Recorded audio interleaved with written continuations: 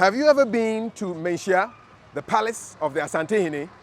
If you're curious, come with me. Let's find out what it's all about.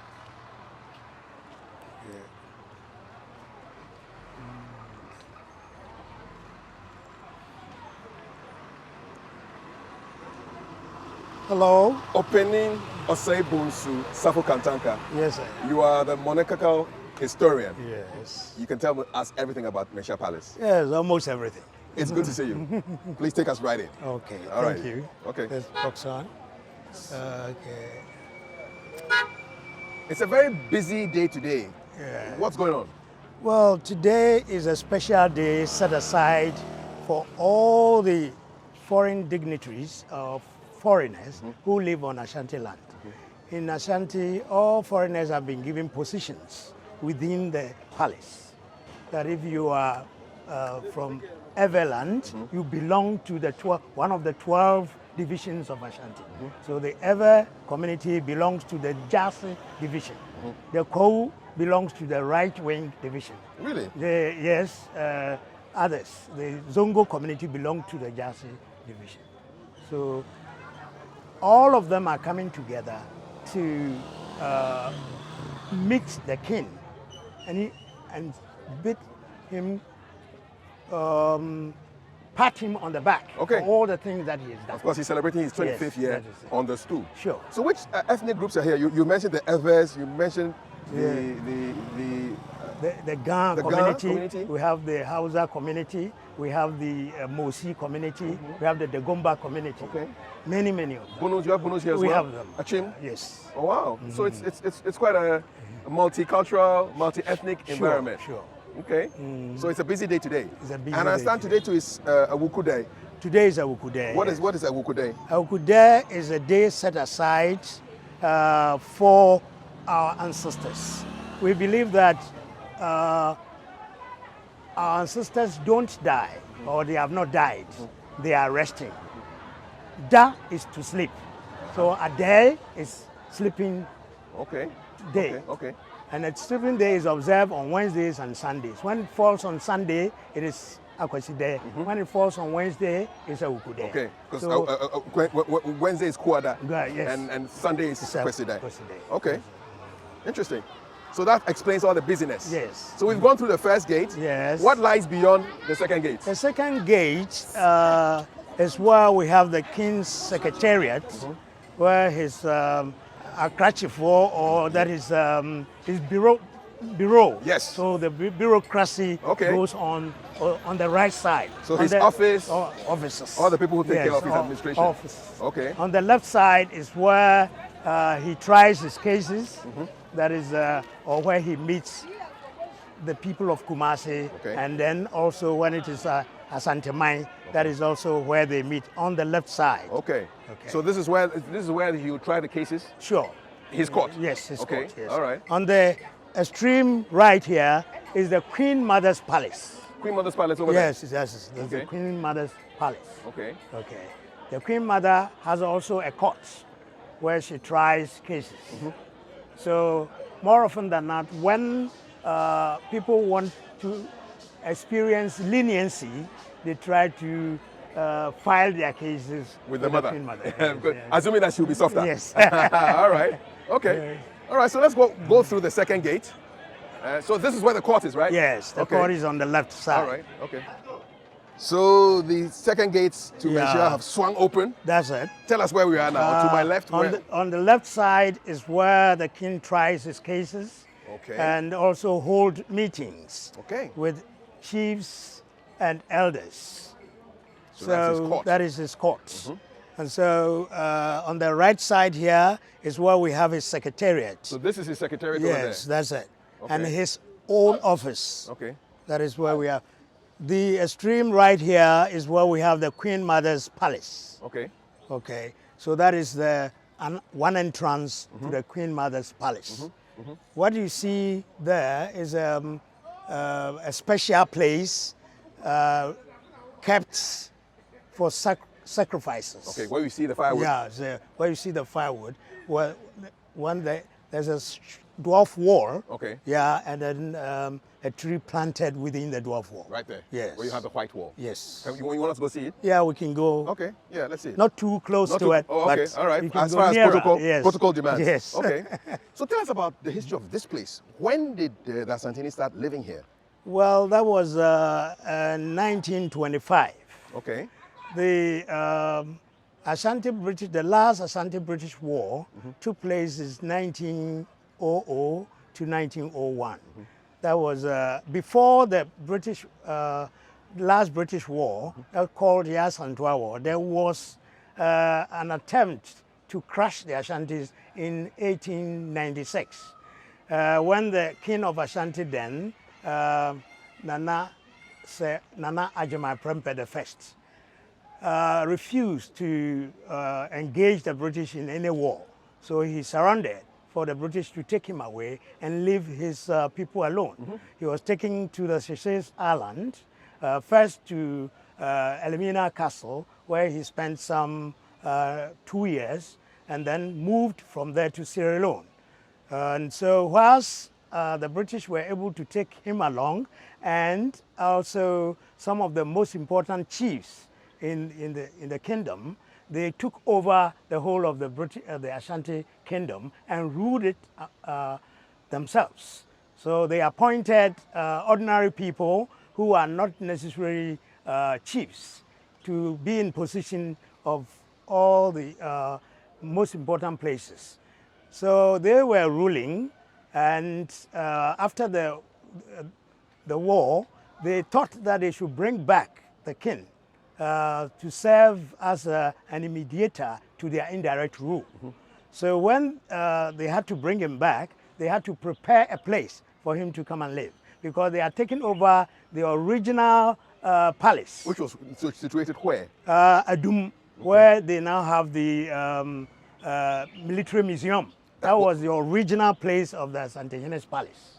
But the British pulled everything down, they bombarded the place, and then erected their own fort at that place. How long had previous Asantenis been living there as their palace? That is from time immemorial. We can talk about 500 years back. So that Edum area is very historical. Yes. So that's where, so when the British decided to bring back the Asantehene from Seychelles Islands, they had to find him a place, because they had already taken over their place.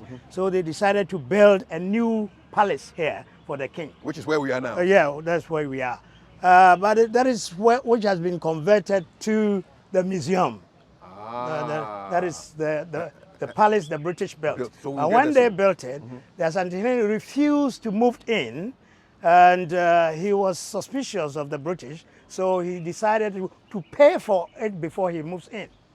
So although you had built this for me, they have destroyed the Asanteman's palace, which was about 5 times the size of what they had built. The old palace was 5 times the size of this place. Good.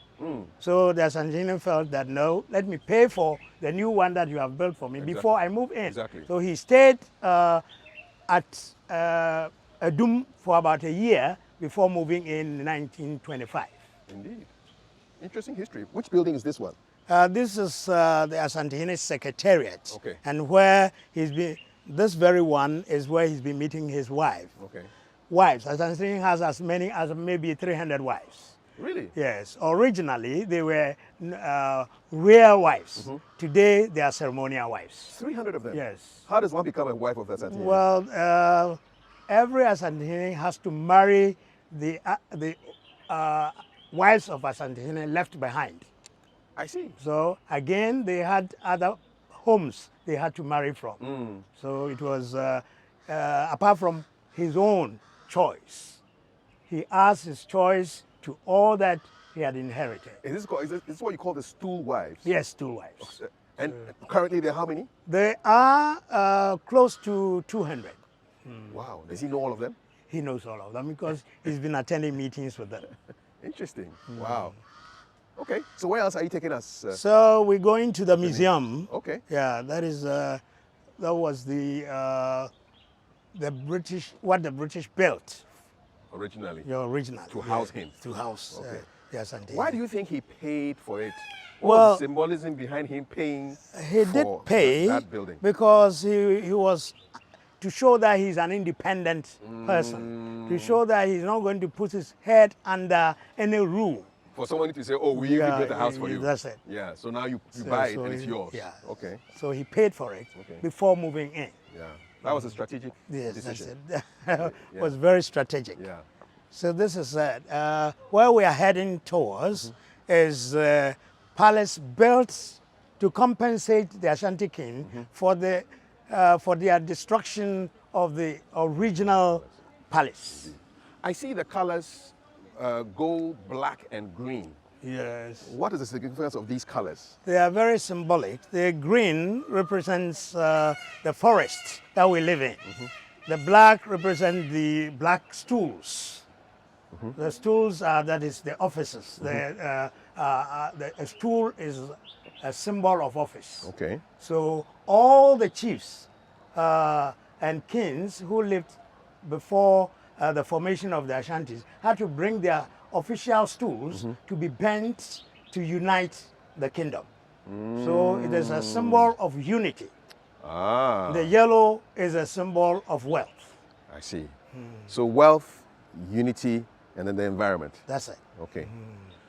Now that you've spoken about how the stools had been burnt by all these chiefs to symbolize unity, tell us briefly how the Asantis came about. What is the history of the word even, Asante? Well, the word Asante means Esa or Asa. Asa is wars. Esa is war. That is singular. Is Esa, and plural is Asa. Okay. In the Twi language. Yes. Nti means because of.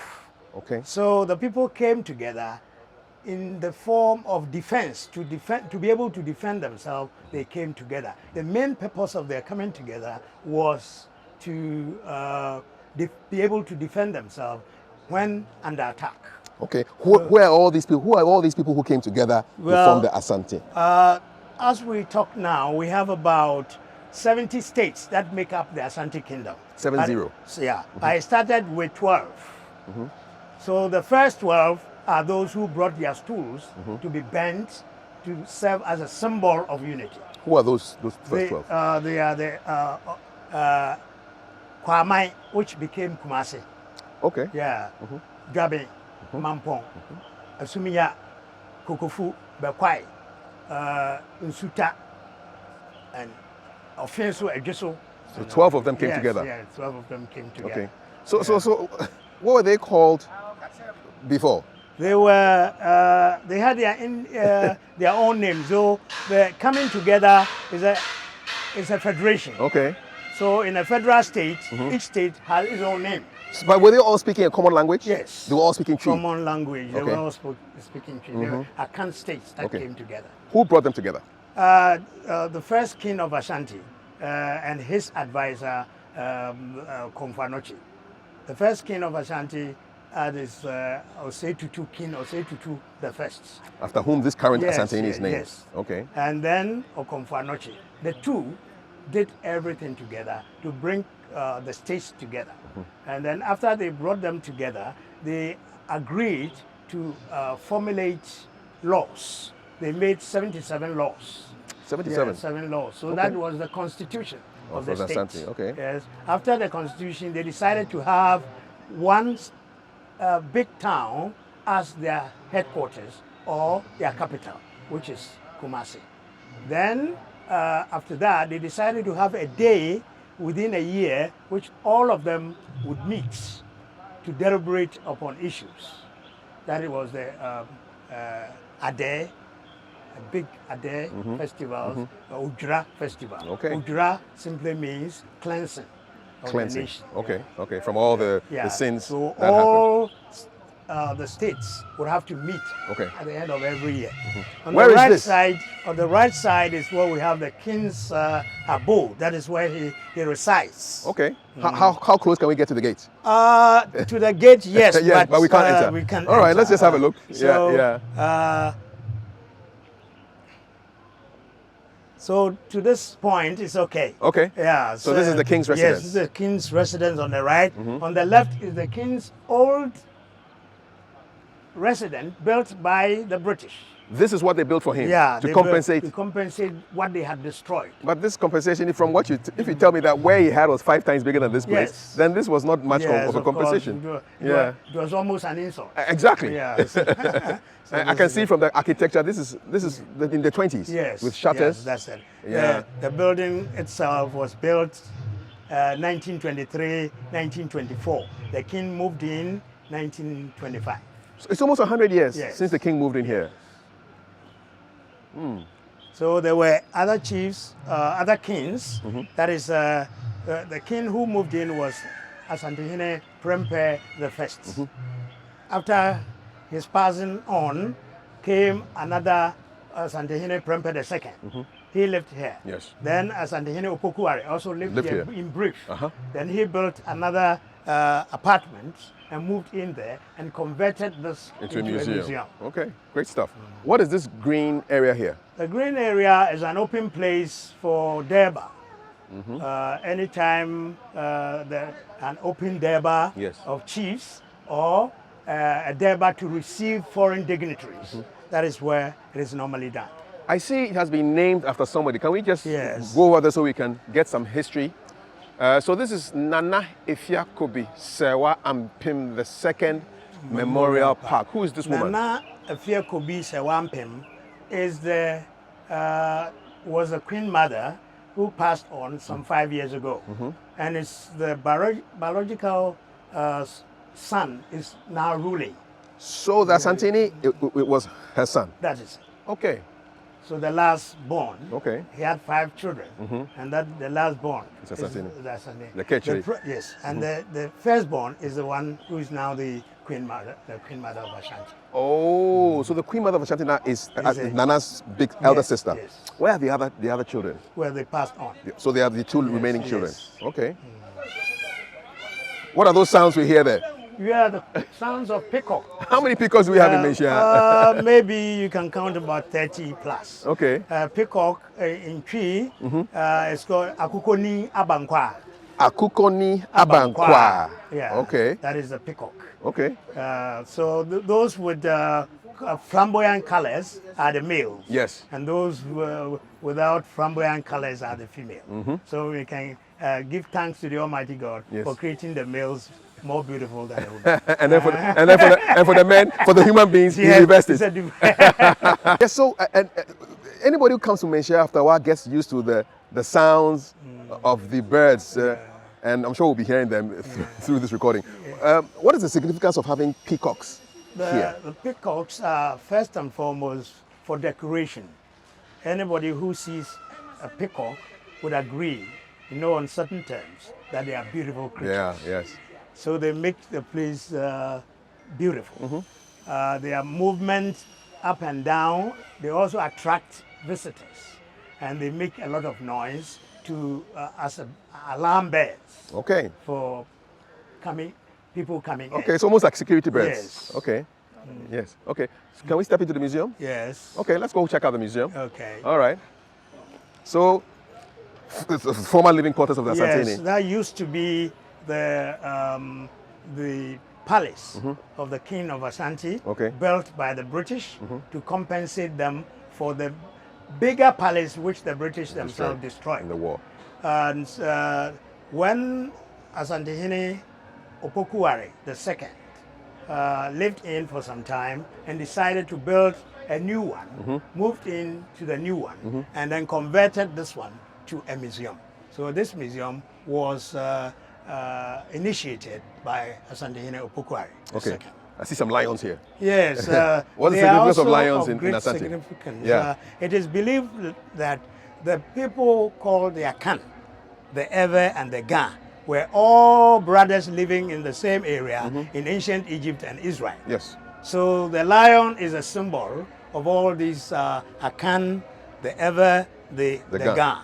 So it's this a great significance, the Lion of Judah. Yes, indeed. Yes. So this is, And I think we all have the same word for lion in all our languages. yes, Jata. Jata. Yes, it's so Jata. This is it. Okay. So it is politics that has actually divided us. Indeed. Otherwise, We there should be- was nothing like Ever or Ga Ga or or Kakan. We just we were same all people, together, one family. coming from one place. Okay, let's step in. Guarded by the lions. Yes. Okay. here so this is the we foundation have- stone. yes, yes. The first one here. Yes. This stone was laid by A. Duncan Johnston, Esquire, March 4th, Yes. 1925. Yes.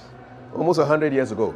Yeah, that is that one is a British. Yes. And then when it was converted, And then when it to was a museum, converted, yeah. Manhyia Palace Museum, this plaque was unveiled by Otumfuo Osei II, Asanteni, on the occasion of his silver jubilee on 12th August 1995, donated by Ghana Commercial Bank.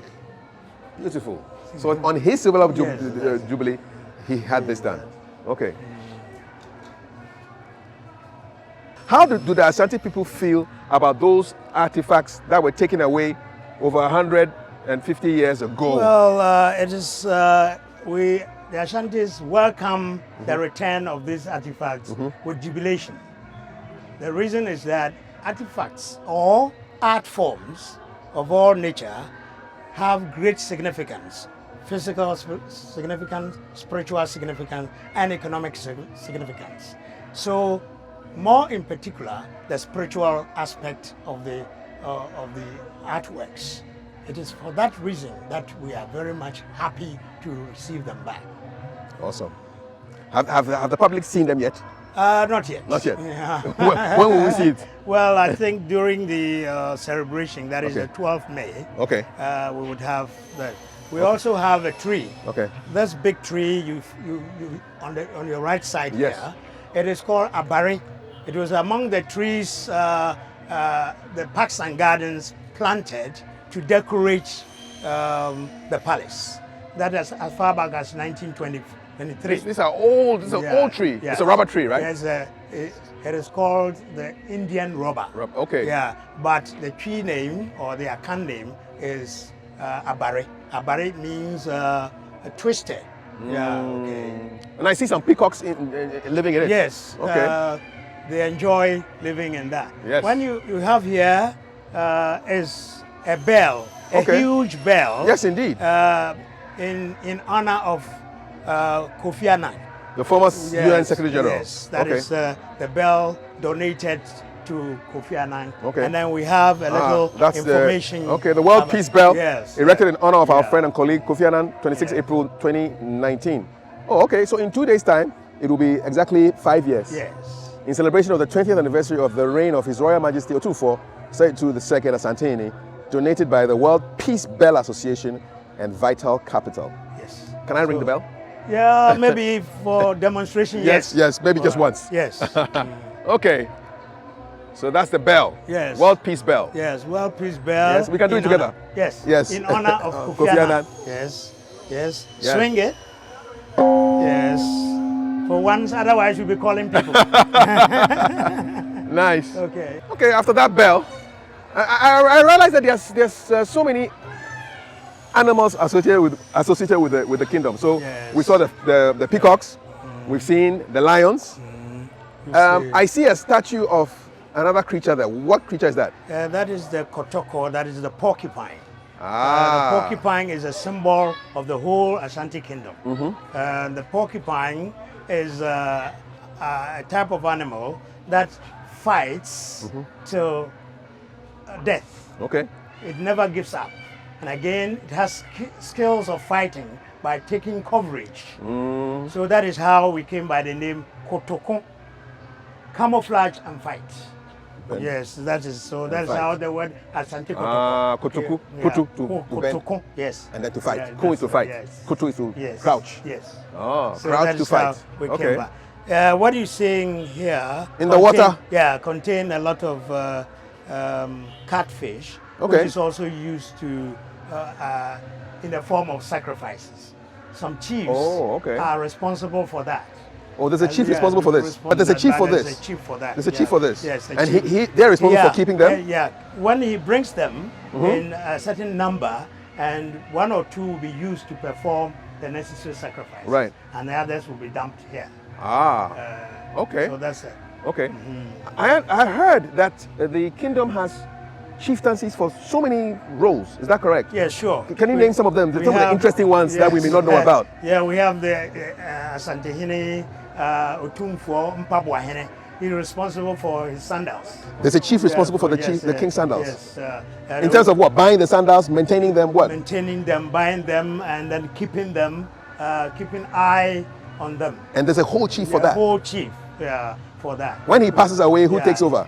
Well, a member from his family. From his mother's side. Said, that one is paternal. That is paternal. Yeah, that one is the sandal, because I know Akans are matrilineal. Yeah, and patrilineal. And patrilineal too. Yeah. So in Papua Hini, Asante Hini in Papua Hini is paternal. So the father side will take over. What are the other chieftaincy titles? titles? We have the chiefs who hold the waists of the king, and that is Somisisi Hene, hold my waist. Really? Yeah, and he guides the chief, the king, to every place that he wants to go. So Mississippi, hold my waist. The chief for holding the waist of the. Then we have, okay. Any more? So that chief holds the hand for him to greet. It is not because the hand is too loaded with gold that the chief cannot lift, but there is a history behind the coming of Somisisi. Okay. There was a time when one of the Ashanti kings called Kusibodum went blind. And in the process of going blind, he had to be guided by somebody to be able to walk and then to be able to greet, hold his hand to greet. When the other king came, he chose to maintain that art tradition. form. Okay. So that is why we have. So it's not that the gold is so heavy that Asantini can't lift it. No, because when he's dancing, nobody holds his hand. Exactly. When he's in the palanquin, nobody holds. That's him. a good point. And so that's a good point. That's a good. Clear indication of the fact that it's not about the fact that it's too heavy. Okay. So we have the Mpabwa Hini, we have the Somisisi Hini. Which other chiefs? Interesting chiefs. We have the Chimfua Hini, responsible for the umbrellas. Umbrellas. Yes, okay. What's the significance of that title? Well, the title is, an umbrella is a very important art form for the king, even every chief. Special attention has to be paid because our art forms are not just art; they are of spiritual significance. So everything that you see, which we call art, has the physical aspect and the spiritual aspect. And anything with spiritual aspect, to have a chief to oversee. Yeah, oversee it. Yeah, okay. So all right. Any more? Yeah, we have. Do you have female chiefs? We have female chiefs. The queen, the chief's wives. Yes. Almost all the time have towns and villages they reside and rule over. Oh, really? Yeah. So okay. So if the chief has about 500, maybe 300 wives, you can be sure that about 200 of them are queen mothers. Interesting. A Lady Julia, who is the consort to the king, does she also have any chieftaincy titles attached to her? You know, in these modern times, a lot of changes have come. Yes. But still, she has a chieftaincy title because it's called Ohinayere. Yes. Ohinayere is a title. The wife yes, of the king. Okay. Also, I've enjoyed that. That makes us treat her like a queen. Definitely so. Definitely so. Where else are you taking me to now? Whichever place you choose. Can we go to the new building? Yes, let's go. Let's go to the new building. So this is the Jubilee Hall that was erected in his honor to mark 25 years. Sure. What do you think are some of the highlights of Asantini's reign to date? Just a lot. I think I have seen 3 Ashanti kings, including him. You're privileged. Yes. And each of them had a way of governing. But you could see that this present one, King Osei Tutu II, has multiple of duties combined a lot of things, for which reason you can say that it's unprecedented in the history of the Ashanti Kingdom. So, economics aspect, spiritual aspect, social aspect, as we see, there were times that almost all chiefs were taking their cases to the law courts. He came and he says, no, all chieftaincy cases, bring them home. to bring them home. That's it. So this has brought about absolute peace and stopped a lot of quarrels and squabbles. Yeah. So this is one. Because if you have a traditional legal system, you can use it. Yes. Yeah. When we originally there were very few vehicles around, but you can see that the number of vehicles have increased. This is because every department of the palace has been enlarged. So a lot of vehicles, a lot of job opportunities, a lot of things have been increased. Okay. Okay. Good. A lot of things. We are seeing this new building. Yes. Let's go. Opening. Yeah. Let's enter. So this new building we're seeing is Otumfuo Osei Tutu II Jubilee Hall. It's a huge hall built upon the innovation of the Ashanti architecture. In the case of Ashanti architecture, you first enter the house going through a main gate. Which is this one? Yeah, this one. Aquaba Gate. Good. When you enter the main gate, you also have a very big area, a lobby. Yes. Yeah, that is called Inchonum. Inchonum. Yeah, that's the lobby. What takes place there? Yeah, the lobby is for deliberations where we can, the chief can even stand without sitting and solving problems. Ah. Negotiating with people and receiving gifts and giving out gifts. And the word is Inchonum. Inchonum. Inchonum. Yeah. Okay. And then from the Inchonum, you enter the big area we call Ediho. That is the hall, an open hall. Now you can see the decorations over there. Can we get some education on on the symbols? So let me just point out them and you tell me what they mean. Okay. So this. That is Chinyame. Meaning? Yeah, God alone. God alone. Yeah, God so alone. The supremacy of God. Yeah, the supremacy. So the king himself believes that there's somebody higher than him. Of him. Yeah. That is Sankofa. Sankofa? The Sankofa bed. Meaning what? Yeah, meaning you don't have to forget your past. Okay, so you can always go back. Sanko, go back and take. Literally. Yeah. This one. That one is a special flower called Mfufun. That is the yellowish in nature. And usually by the Mfufun is always another flower called Jirenchi. That is always black. Okay. And it is believed that the Jirenchi, which bears black fruits, has always envied the one that bears the yellow color. So some Mfufun pe and it's a Jirenchi, abobidie. The wish of Jirenchi is that the wish of Mfufun, which is yellowish, is that the Jirenchi should always remain black. Okay. What does this mean? That is Funtum Funafu ni Denchemfemfu. That's the Siamese crocodile. A crocodile with one stomach. They have two heads, two tails, but one stomach.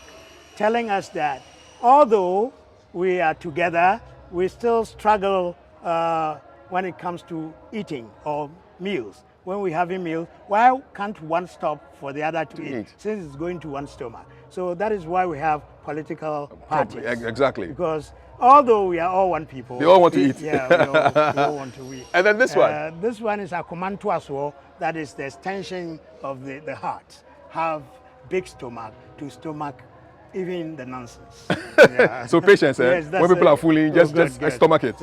All right, and then this one. That is Akukonai Tiaba Ninkumba. Literally? That is literally the hen steps on its chick, but it doesn't kill it. So sometimes it is on top of the umbrella of the king. And meaning that if a case is being tried and you see that, it means you can breathe some air of freedom. That means the king is not going to maybe pass on you, death penalty. Yeah, indeed. How about this? Yeah, that is the Denchemche. That is the crest of the Asantine? of Asantine. Okay. Are those bells? Yes, yes, on the left. Gold. Gold. Dripping. Yeah. Gold is dripping. Okay. And then we have Aya. That is a special leaf. It's even here. Yeah. Let's see. So this. A special leaf. This Aya. Yeah. This okay. special leaf. What does it mean? Which takes. It doesn't take. It doesn't. It's not very easy for you to. For such leaf to die. It is normally found under the cocoa tree, okay, the cocoa plantation, or the palm nut tree. So it's very resilient. Yeah. Whenever it is even woody size are poured on them, they still survive. Yeah, so meaning whatever you do, Ashanti nation will survive. Okay. Now we have here a bell, yes. A bird that is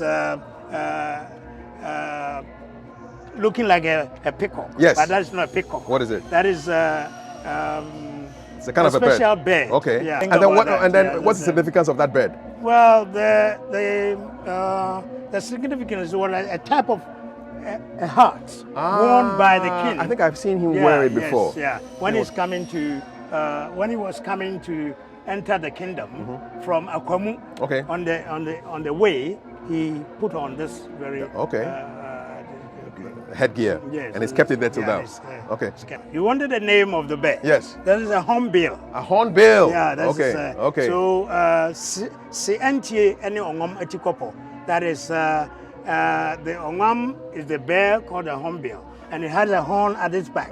It is believed that he was recalcitrant, and for which reason he had that. No, on the back of his head. Now, quickly, some of these symbols. What is this one? That is Duafing, symbol of beauty. It's a comb, isn't it? Yeah, it's a comb. Okay. Okay.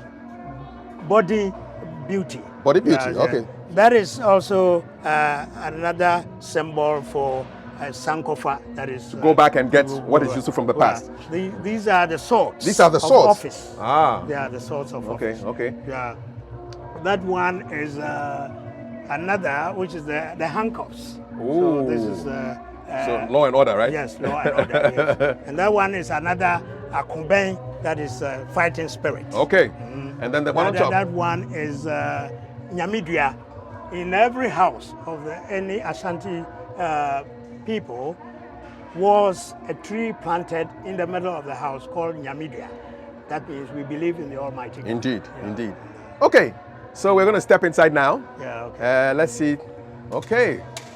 Wow. So this is the lobby you were talking about? Yes, this is the lobby called Inchonum. Inchonum. What is this huge piece of artwork? I can see so many things. I can see the porcupine. Yeah, you can see the porcupine, that is the kotoko, yes, the symbol of the Ashanti kingdom. I can see a horn blower. Yeah, you can see the horn blower sending messages. Okay, so communication. Over. Yes, that's it. These are the Adinkra symbols. There's one with a gun here and a sword. Yes, that's a gun. The sword was the original weapon used to fight. Okay. Before the guns. So this is a combination of two powerful weapons. Yes. There's another one that we haven't seen before. Yeah, this is the one of a modern day Adinkra symbols. Yeah, so you can see the academics are trying to invent new ones. Yes, I see a horse. Is that a dog? That is a dog with fire coming out of its mouth. I see a buffalo. Yeah, you see a buffalo. These are the symbols of the 8 clans of the Ashanti kingdom. That's a dog? Yeah. Which one is this? The dog is the Duana clan. Duana clan. The buffalo is the Kona clan. Kona clan. Yes. And then we have a bird? Yeah, we have the bird. That is the... Is it a dove? No, that is... A parrot? That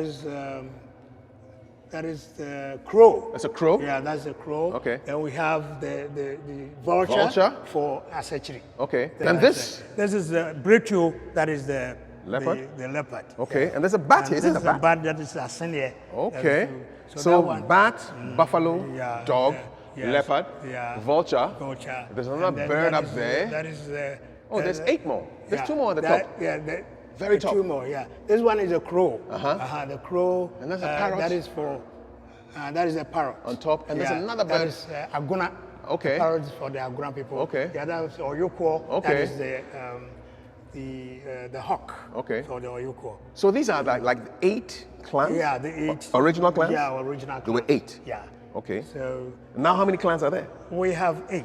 Okay, still 8. Except that the Oyukuo is splitted into 2 now. We have the Oyukuo Adako and the Oyukuo. Okay. The Adako, there was a civil war that split them into 2, with one large group moving to Ivory Coast. Oh, okay. So that is the, yes. Are those that become the Baole people? Yes, they are the Baole people. Oh. They were part of the Oyukuo kingdom. Okay. And then, after the civil war, decided to form their own clan called Adako. So they still speak Chi? Yes. Okay. Over there. So those are your brothers and sisters yes. there in Cote d'Ivoire.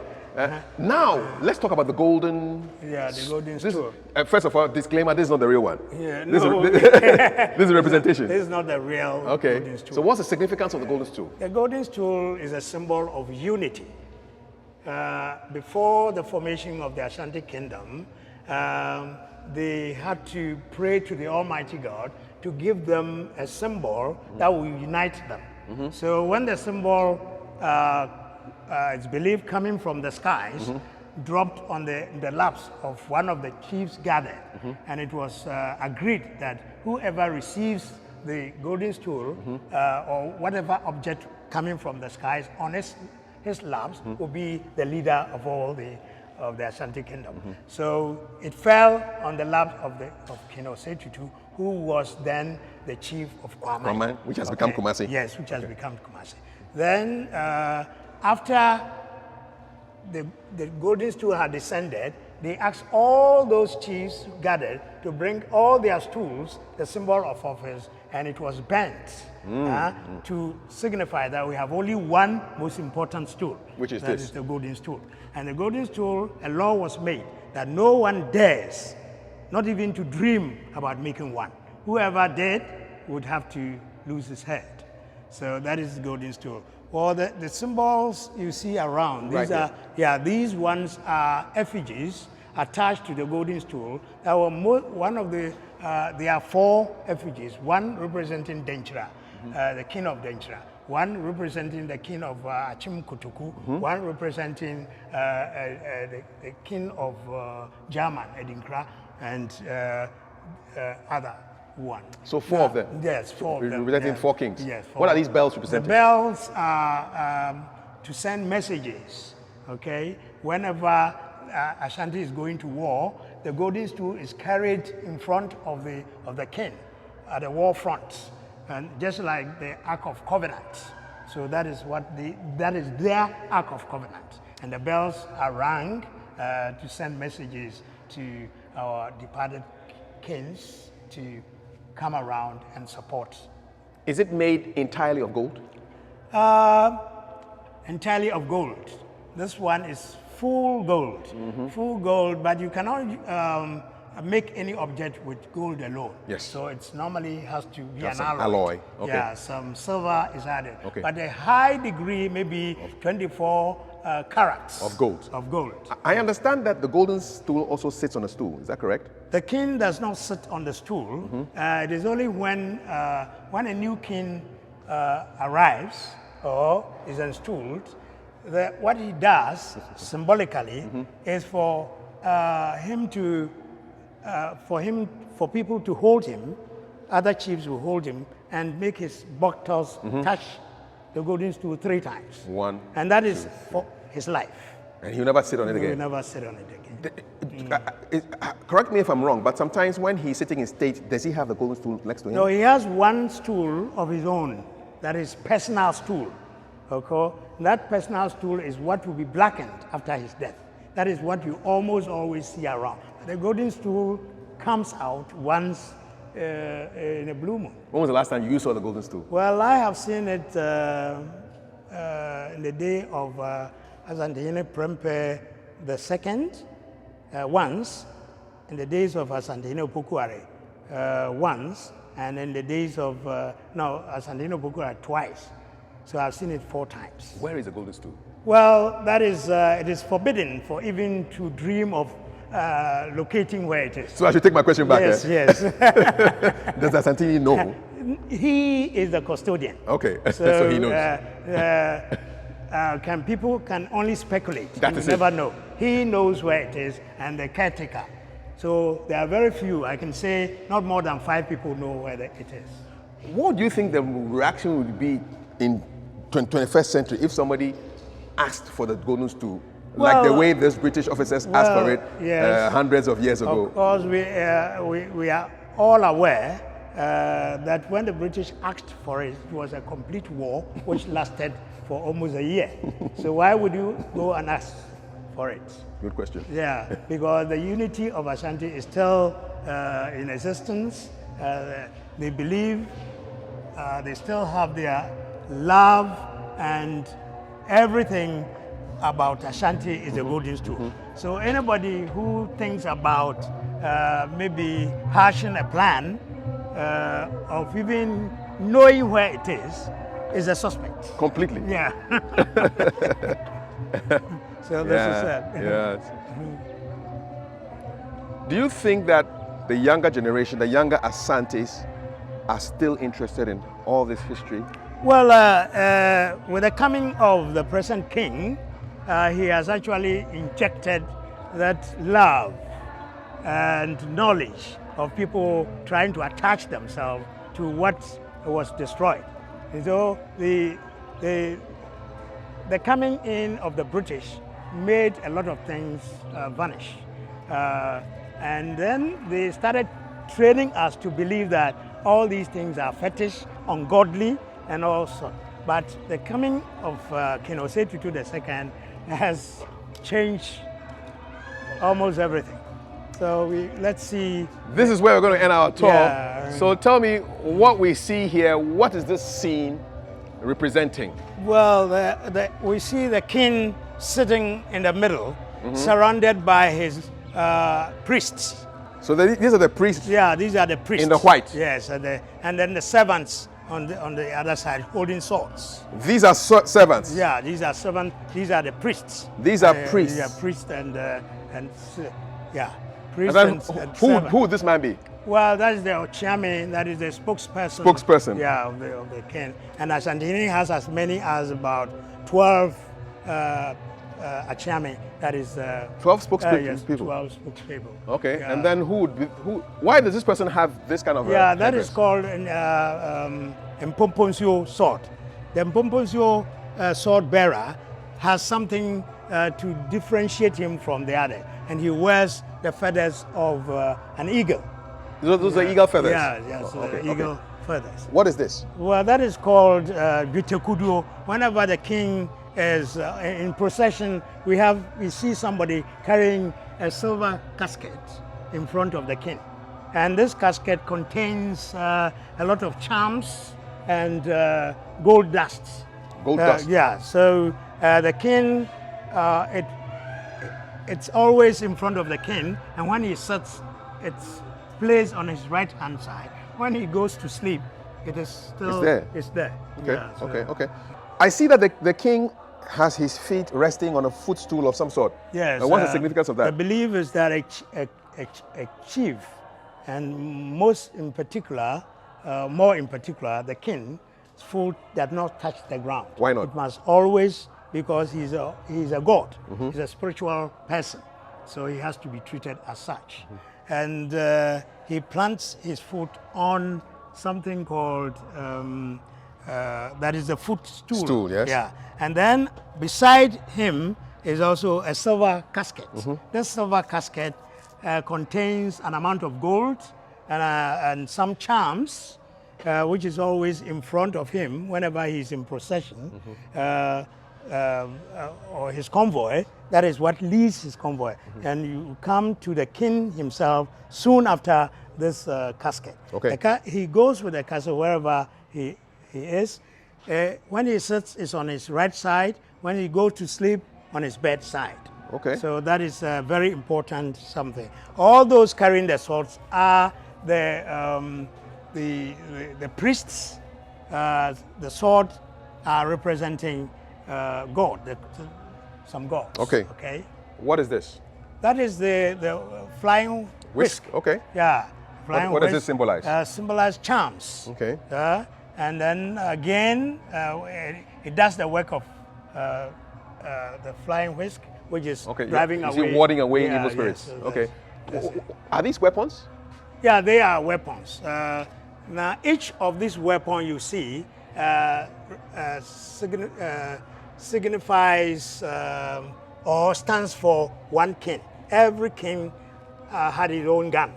And then when there is a chief attached to it, the gun has a name and a chief responsible for that gun. So give me an example of a name, one gun. This one you see called the Isremusei gun. Okay, that's the gun called Isremusei. Okay.